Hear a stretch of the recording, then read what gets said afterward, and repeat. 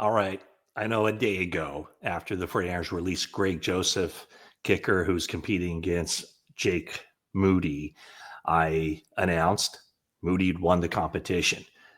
Getting out over my skis a little bit, yes. Um, Jake Moody has won the initial competition, if you will, but I think all along Jake Moody has been competing against himself during this competition. That's why I did not expect Greg Joseph to be the Freiers kicker to open the season, unless Moody simply just fell on his face during practices, during the games. Now, the kicker competition, anybody who's been watching it would tell you that it's been close, no question about it. Both accuracy, distance on kicks, so on and so forth. It's been, in the words of Brant Boyer, too close to call, no separation.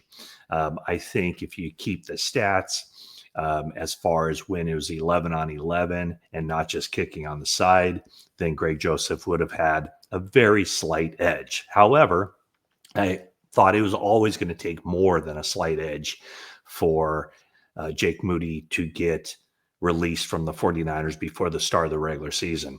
And part of the reason was, or the reason I feel, is because if you look at the upside, he's a talented guy. He was third round pick. We all know that. That's part of the reason why I think the fan base has never really embraced him and would like, or I shouldn't say the fan base, but a large portion, a portion of the fan base. A lot of the commenters here get rid of Moody. It's over. But I do think that, a guy who's young, who's entering his third year in the NFL, there is a lot of upside there.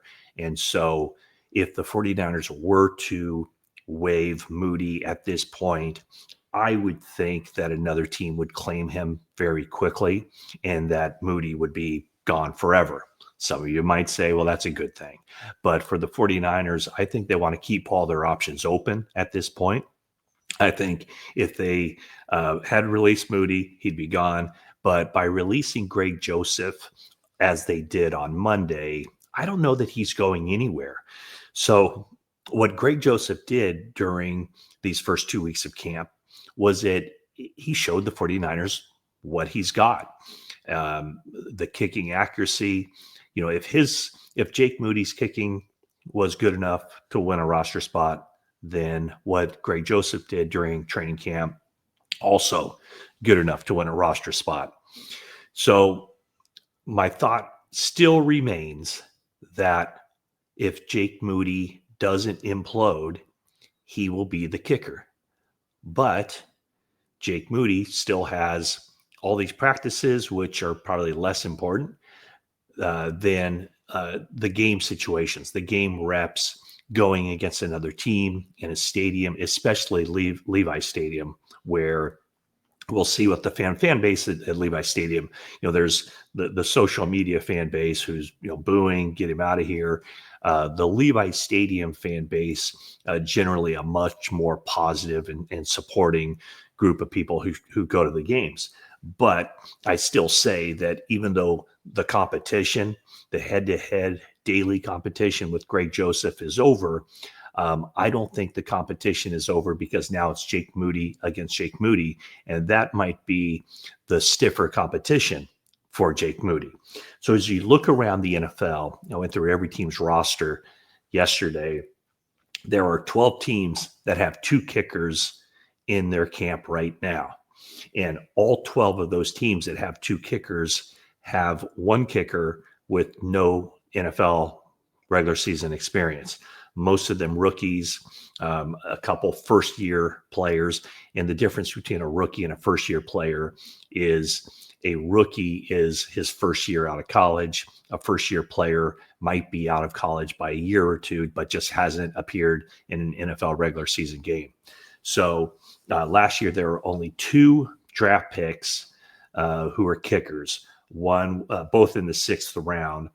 New England took Andy Borregales, and also in the sixth round, Baltimore took Tyler Loop.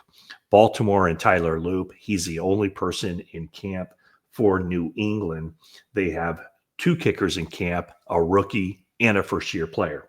So it'll be interesting to see what teams around the league do, because like I mentioned, there are some kicker competitions going on, a lot of them with guys who are established and then a first year guy.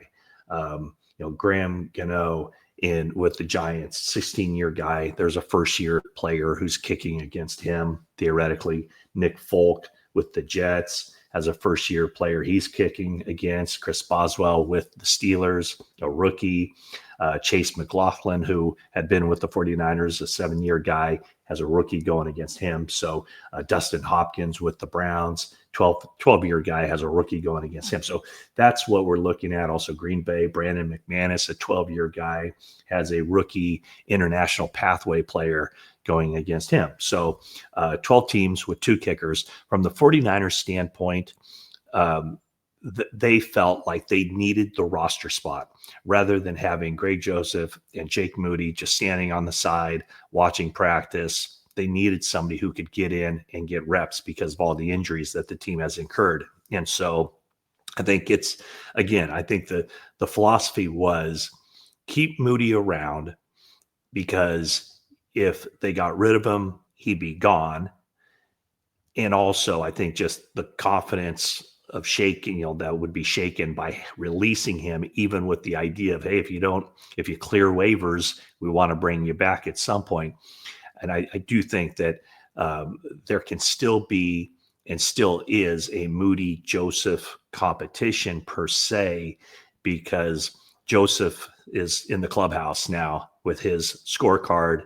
49ers know what they're getting with him to a degree. I mean, he is a 6-year NFL guy who's bounced around a lot, so he's never been able to get a firm grasp on a job and keep it.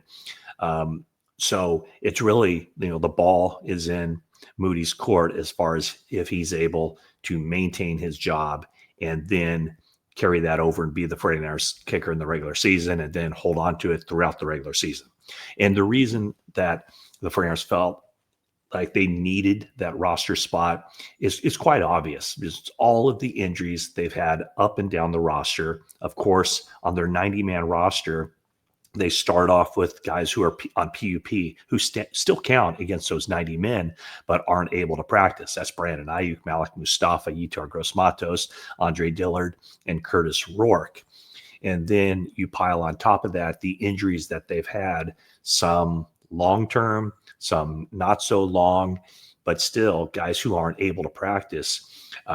Wide receivers, Juwan Jennings with his calf, Jacob Cowing with his hamstring, and then Andy Isabella, a newcomer to the roster, signed last week. He had some sort of injury on Monday that kept him out. So maybe the Friars need to make another roster move there, bringing in another wide receiver. At practice on Monday, Christian McCaffrey was resting. Isaac Grindo is going to be out a few weeks with a shoulder injury. That's bad news for him. We'll see where Jordan James is. He was around yesterday, but didn't participate in any 11-on-11 work. And then other guys who are going to be out, defensive linemen in particular. Kevin Givens, that's going to be an injury with his pectoral that lasts into the regular season. Sam Okwanu is going to be out a couple of weeks.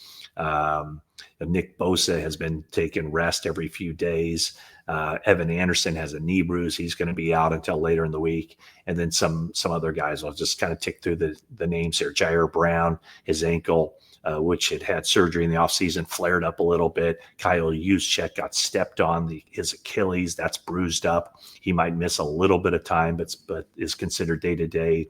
Trent Williams always has his regular rest. And then Renardo Green with his hamstring is kind of basically on the same time frame as Jacob Cowing. 49ers hope that he can come back. They can come back next week before they practice against the Raiders. So 49ers have one more practice here on Tuesday, and that's going to be a long practice. Theoretically, they might cut it back just because of the injury situation.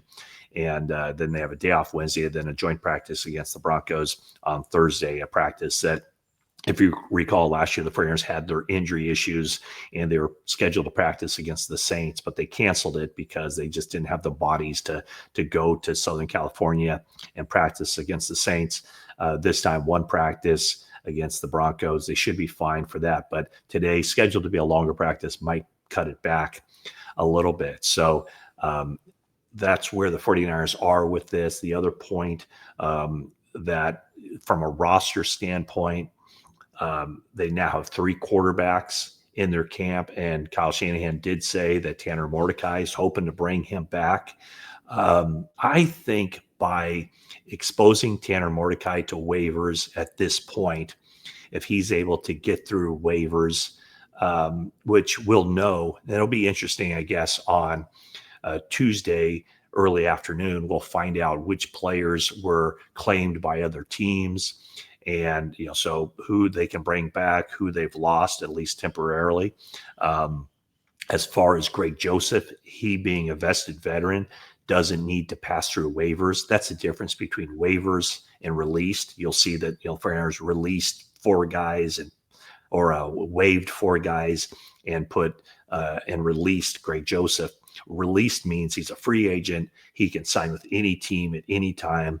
For waivers, any team, any of the 31 other teams can claim a player who's placed on waivers. It's just a seniority thing, tenure in the NFL. So it'll be interesting to see who's claimed, who's not, and where the 49ers go from here. But there's been more roster manipulation than I remember in a long, long time. And that day yesterday was a big one, with so many guys coming in and so many guys leaving. So that is the quick update. I know, like I said, maybe my post yesterday, Moody wins, probably jumping the gun a little bit on that. Maybe it's just Moody wins for now, and it's up to him to hold on to the job so that he does, in fact, start his 3rd NFL season as the 49ers kicker. Thanks for watching this video, and that is it for now.